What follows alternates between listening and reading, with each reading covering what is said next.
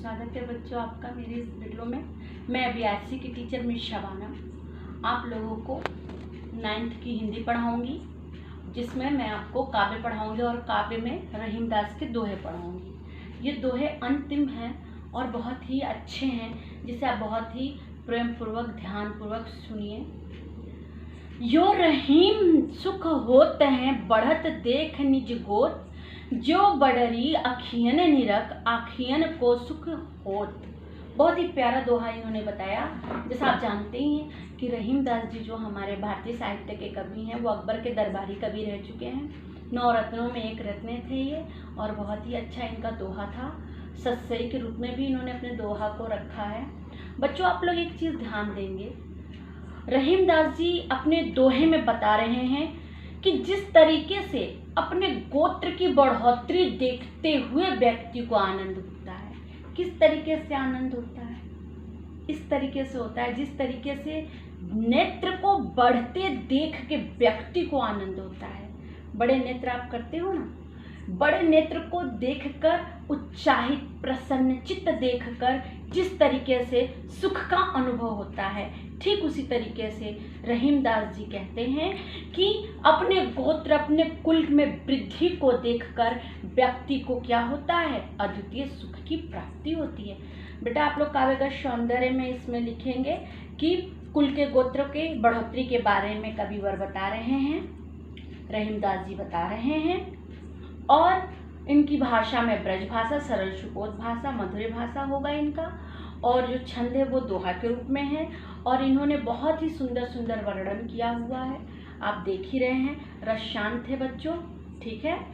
आगे देखेंगे, रहीमन ओछे नरन ते तजो बेर और प्रीति, और काटे चाटे स्वान के दुई भांति विपरीति। इन्होंने कहा बच्चों, बहुत ही सुंदर वर्णन इन्होंने कहा। रहीम दास जी ने बहुत ही करीब बात कही है। कभी भी हमें दुर्जनों की संगति करनी नहीं चाहिए, भले वो उनकी प्रीति और उनका बैर दोनों ही बुरा होता है।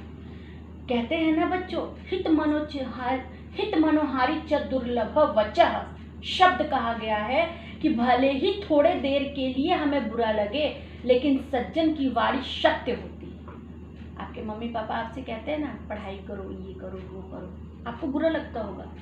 हम आपसे कहते हैं ना, आपके टीचर कहते हैं ना, आपको बुरा लगता होगा। लेकिन प्यारे बच्चों, रहीम दास भी यही बात कह रहे हैं कि ओछे नरनते, ऐसे जो दुर्जन व्यक्ति होते हैं, विष उगलने के समान वाले व्यक्ति होते हैं, इनसे प्रीति भी नहीं करना चाहिए और इनसे बैर भी नहीं करना चाहिए। क्यों?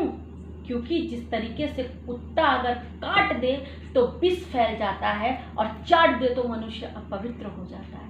ठीक उसी प्रकार दुर्जन व्यक्ति से, ऐसे निम्न कोटि के व्यक्ति से अगर प्रेम हो तो दोनों, या बैर हो तो दोनों खराब होता है। बच्चों काव्य का सौंदर्य में आप लिखेंगे कि रहीम दास जी दुर्जन व्यक्ति के संगति से मना कर रहे हैं और बैर करने से भी मना कर रहे हैं। और आप भाषा में लिखेंगे ब्रज भाषा, शुद्ध सरल बोली लिखेंगे, माधुरी बोली लिखेंगे, सुबोध बोली लिखेंगे। आप लिख सकते हैं इन सब चीज़ों को भी।